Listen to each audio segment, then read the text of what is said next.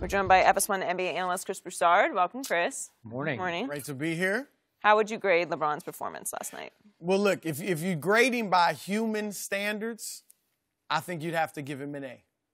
If you grade him by the superhuman standards that he set in Game 1 and kind of really throughout the playoffs, and I know that Skip Bayless holds him too, I think you give him a B+. So I'm going to go in between and give him an A-. Look, I thought he was good. I thought Golden State said he almost beat us by himself in Game 1.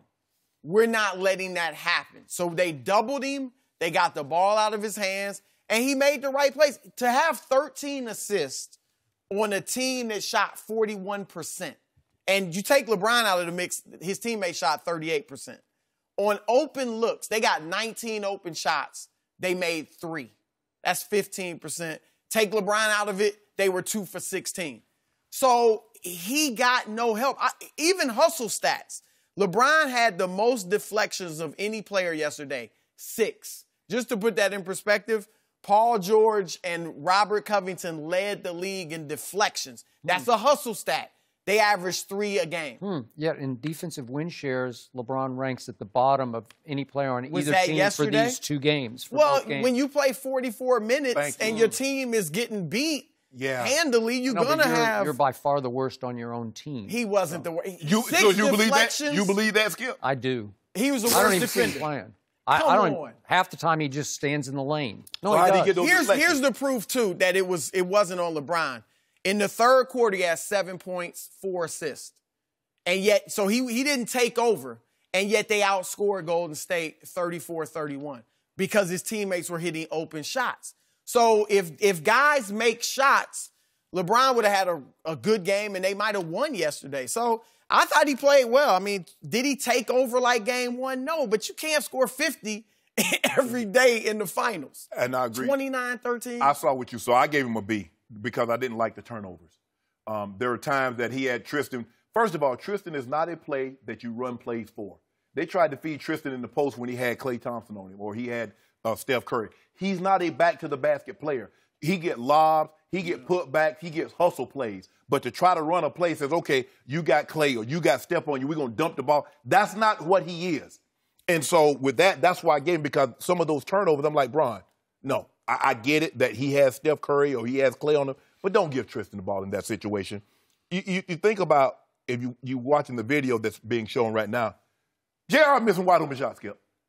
He missing wide. I'm talking about not even close. Skip, these shots are not even close. I ain't talking about rimming out. I'm talking about bottom of the rim or they back of the rim. I mean, I'm like, JR, bro, you got to hit one of these and still. And it just goes to show you how we're grading LeBron. The dude had 29, 13, and 9. He shot 50%. He shot 50% from the 3. And we're like, man, he was bad. That's why I'm surprised you even gave him a B. He was bad. That you were that low. Because of the turnovers. Because 5 turnovers, I mean, he's handling the ball every possession. Right. Against one of the best defenses in the league. I remember one terrible pass to Tristan where he just kind of lobbed it in. Over the top. Yeah, that was ridiculous. But, I mean, you're going to turn the ball They over. double it. So, timeout. This is the most shocking moment in the history of Undisputed. Shannon Sharpe just gave LeBron James a B. That's the most objective letter grade you've ever given to him. I gave him a B before. I was waiting for maybe A, but probably A+, somewhere in there. No. Right? No. Turnovers. You gave him an A+. Turnovers. Okay, turnovers. Yeah. 5 is about what he's been averaging. Yeah. And by the way, he had 3 other passes that got deflected, and you were lucky he had 5 turnovers total. He could have had 8 because they got knocked up in the air, and his guys somehow came back with the ball. That should have been a foul call. That went as a turnover against LeBron, too. So he could have had 4. That's true. Oh, okay. We'll talk about that later, though. I'm not sure about that. So I'm going to give LeBron James a C+ for his effort last night because I have been told repeatedly by the man across the table from me he is better than Michael Jordan. So you say superhuman. Does that mean is Jordan superhuman? I don't know. I thought he was just a really good human. But I'm just going on the Michael Jordan scale. And I got to tell you, the shock of shocks to me last night in the first minute of the game was I expected to see takeover LeBron. I expected to see Game 1 LeBron. I really expected to see Game 2 LeBron from 2015 after he had lost Kyrie in overtime and did not have Kevin Love to start with in that series. You remember Game 2 at Golden State? He just imposed his will from the tip-off on Golden State. He took the game over. He controlled the pace because he dribbled the ball up the floor, which he did much of the time last night. And he forced the action on both ends of the floor. He was high in steals, deflections, whatever, rebounds. He played an all-around powerhouse game that he got to overtime, and he needed a little bit of help in overtime from little Matthew Dellavedova, who made a play at the end where he snatched an offensive rebound and put it back. But still, LeBron put them in position to close that deal. And he went home 1-1 and then won Game 3 at home, and we know the rest of the story. But the point is, the guy who came out last night was point guard LeBron from the start. He was the passive passer from the start. I'm talking mostly through the first half, to the point that the great Chauncey Billups said on ABC at halftime, LeBron looks tired to me. And I'm thinking, LeBron looks tired in the first half of Game 2 of the finals after he had, what did he play so far? Like one game in the first 6 days of the finals? Yeah. Well, that's no good. So I saw a guy who was tired. No, I did not. I just thought he came out in the head of, I'm going to distribute the basketball. I'm going to focus on getting everybody involved throughout the first half. And it won't work against this team because they're too good. They have too many offensive weapons. What did 10 points in the first quarter, what did that tell you? Okay, but if you're in full-on attack mode the way you were in Game 1, what happened in first quarter of Game 1? What happened in the second quarter? Okay? He had 12. What was the score? What was the score? They were... they were hanging right in there, right? In so they were only down 4. What were they down 4? But then they're down 13 at half. Okay. Well, you're in trouble, man. At Oracle, it's going to be hard to come back from 13. It just is. I expected him. He's the only nuclear weapon on the floor. He just is. And when he goes off on them, they're afraid of him. And last night, every time he passed it to the perimeter, they're like, oh, thank you. Thank you. Because they don't want him attacking, getting in the lane. His best assists were when he would get in the lane and get Tristan a dunk. And in the third quarter, that's what was happening. And he was kicking to Kevin Love, who is a more trustworthy three-point shooter under these bright lights. He made 3 in the third quarter. Chris made some great points, Skip. They were doubling him in the post. They wasn't letting him go one-on-one. And they did also, if you notice, Kevin Durant was picking him up from 94 feet. Yeah. Draymond was picking him up 94 feet. Bell was picking him up 94 feet. Because remember, Bell got a foul trying to not let LeBron get the inbound play. Now, I know you thought, because they also had KD and Draymond in the backcourt also, but I know you thought that LeBron should have ran through KD and Draymond, get that ball, because I know you blamed that turnover on him too. Well, I just saw him throw down Jordan. Maybe just like he pushed him down from behind. So you didn't see that hold, huh? I saw it. You can't go. I mean, what he did in Game 1 was incredible. Until the end. And you can't do that. This is a great defense. And even though Boston probably ranked higher, I would put this defense because of Draymond and KD with his length. Yes. And then you got JaVale McGee at the rim, who I know he's not great, but he's a rim protector. You know, he's long. And Clay is a great defender. Like, to go at them and get close to 50 every game just isn't going to happen. So last night he missed 6 shots at the rim, which he doesn't usually do. Was that because he was tired or because they were better defenders?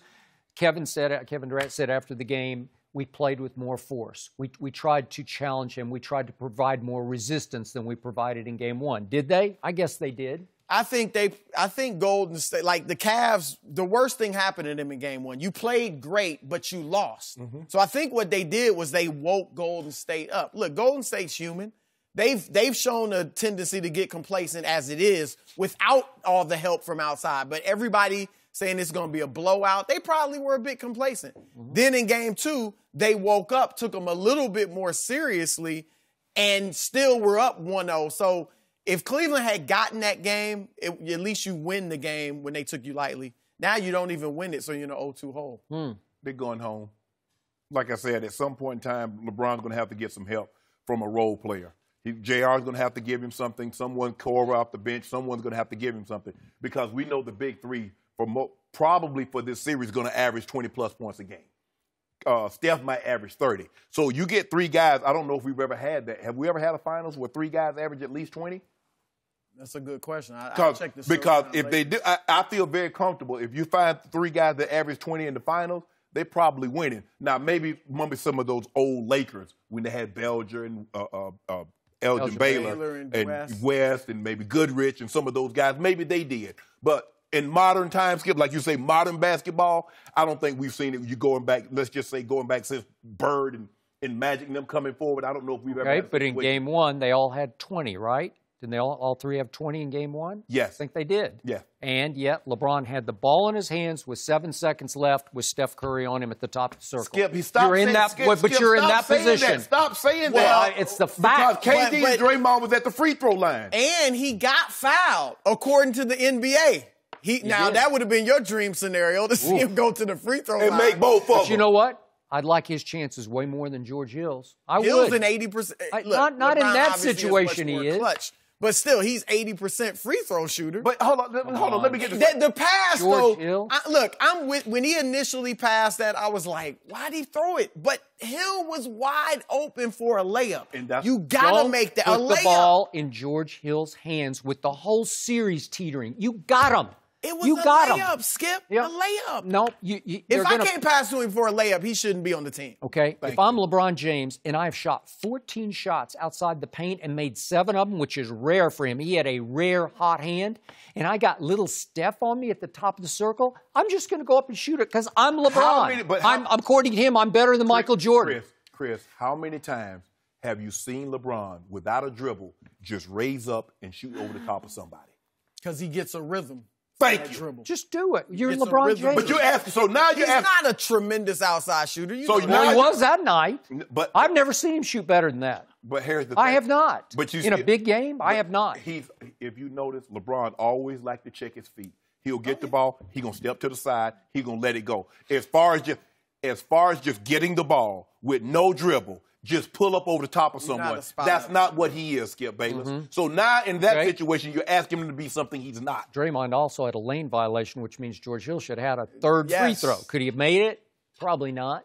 Probably not. I would bet he'd have made 2 of 3. I don't know about that. You hate George Hill. I don't hate him. I just know I've been consistent. I've told you from the start, the Spurs just never could love him. That used to be the old mantra, Skip. You remember it used to be 3 to make 2. Oh, yeah. You didn't back in the day, you got 3 chances to make 2 free throws. I'm glad they did away with that. But you still have overtime. You got them. You're going to overtime. I think they were so deflated. They were done, Skip. They were done. That was because you to play this Golden State team, you have to be at your, especially as the talent challengers the Cavs are. He wasn't his best. You got to take a second, regroup, and make it happen. Yeah, it's easier to say. Thanks for watching. Subscribe here to get the latest from the show, and be sure to check out more of the best clips from Undisputed, or go watch a few segments from our other shows on FS1.